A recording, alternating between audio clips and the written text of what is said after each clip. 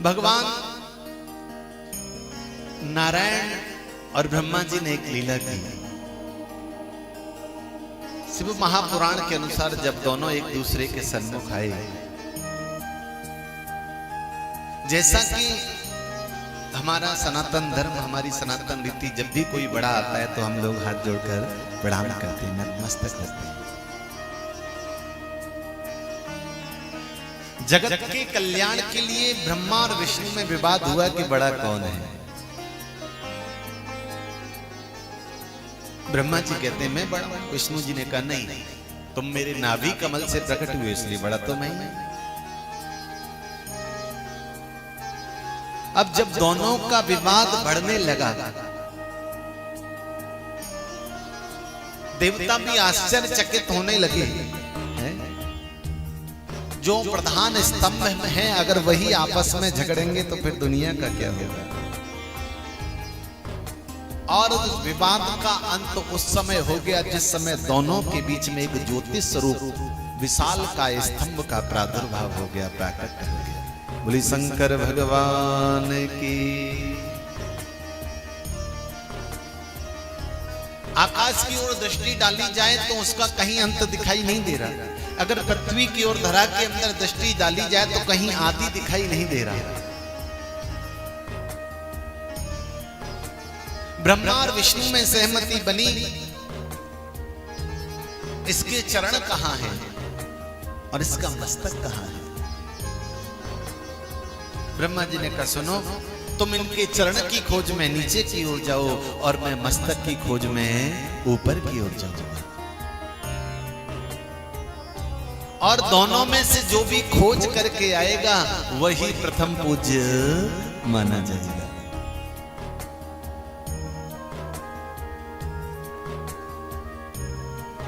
नारायण पृथ्वी के अंदर प्रवेश कर गए, अनेकों हजारों वर्ष तक भ्रमण करते रहे, लेकिन उसका मूल कहीं नहीं पाया।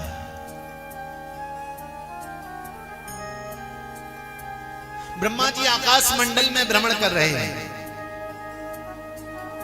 अंत तो वहां उन्हें भी नहीं मिला कहीं पर, न आदि मिला न अंत मिला। लेकिन ब्रह्मा जी के मन में यह भाव आ गया, कदाचित अगर विष्णु जी को इसका प्रारंभ मिल गया होगा तो मेरी हार हो जाएगी।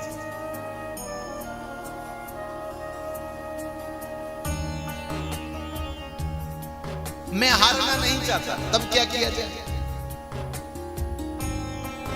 ब्रह्मा जी को कपट सूझा।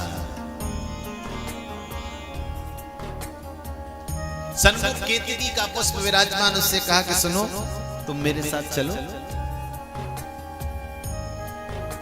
जिस समय ये कहूं कि मैंने हाँ मस्तक को छुआ है, मस्तक को देखा है, तब तो मैं गवाही देनी पड़ेगी कि हाँ मेरे सामने ब्रह्मा जी ने इसके मस्तक को देखा है। केतकी बोला मुझे क्या मिलेगा। हाँ, बिना लाभ के तो अपन लोग कुछ करने को तैयार ही नहीं है ना साहब। हाँ, तो केतकी ने कहा मुझे क्या लाभ मिलेगा।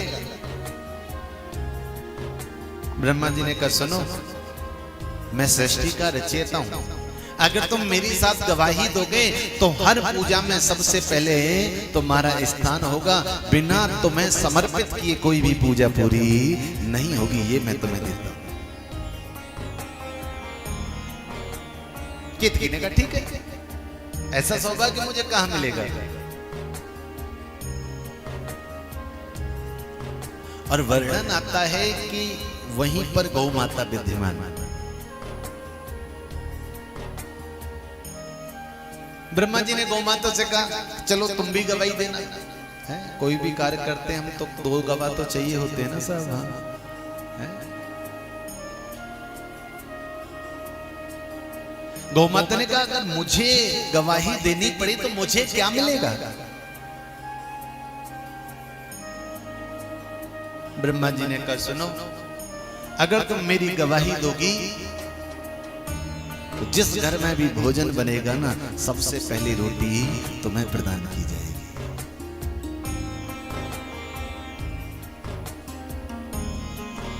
गौ माता ने कहा चलो ठीक है। अब ब्रह्मा जी हैं, चतुरानन है, कोई साधारण व्यक्ति थोड़ी कह रहा है। हाँ, अब गौ माता ने झूठ बोला तो क्या हुआ, हम लोग भी तो 2 रोटी के लिए सुबह से शाम तक झूठ बोलते ही रहते हैं साहब। हाँ 2 ही रोटी का तो चक्कर है। हाँ अरे 2 नहीं तो 4 खा लेते होंगे, उससे ज्यादा तो कुछ नहीं है। हाँ और कई बार जीवन में ऐसा समय भी आ जाता है कि रोटी सामने रखी लेकिन खा नहीं सकते। जो दुनियादारी से जोड़ा था, इकट्ठा किया था, वो सब कंद मूल फल मेवा मिष्टान सामने रखा है? मिठाई सामने रखी है, जी ललचा रहा है लेकिन खा नहीं सकते। कई घरों में हम लोग जाते हैं तो लोग कहते हैं महाराज आपके सारे हम एक आध खा लेते, नहीं तो घर वाले खाने नहीं देते, हम डांटते हैं महाराज हमें। हाँ वो तो आप आ जाते हो ना तो हाँ कुछ कहते नहीं आपके सामने। हाँ तो ऐसी स्थिति जीवन में आ जाती है।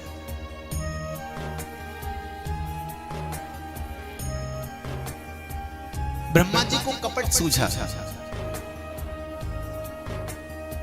ये व्यक्ति के मन का स्वभाव बन जाता है। जो व्यक्ति जैसा होता है ना, अपने स्वभाव के व्यक्तियों को खोज लेता है। सत्संगी होगा वो सत्संगी को खोज लेगा है। जो विषय भोग वाला होगा वो विषय भोगी को खोज लेगा। हाँ 10, 20, 50 मैया बैठी हो ना, जो जिस मत की मैया होगी उस मत में जाकर के सम्मिलित हो जाएगी। हाँ किसी को बोलना ज्यादा पसंद है तो किसी को सुनना। अब जो बोलने वाली है वो बोलने वालों के बीच में थोड़ी रही, क्योंकि वहां तो सब बोलने वाले, तो सुनने वाले भी तो कोई होना चाहिए। तो ऐसा ग्रुप ढूंढा जाएगा जहां सुनने वाले। हाँ क्योंकि ये जगत है सा मुंडे मुंडे मतरे भिन्ना। शास्त्र कहता है कि जितने लोग होते हैं उतनी मति प्रकट हो जाती है और उतने ही लोगों के विचार प्रकट हो जाते हैं। हाँ वस्तु एक है लेकिन देखने का नजरिया सब लोगों का अलग अलग हो सकता है। हाँ कोई सकारात्मक देखता है तो कोई नकारात्मक देखता है।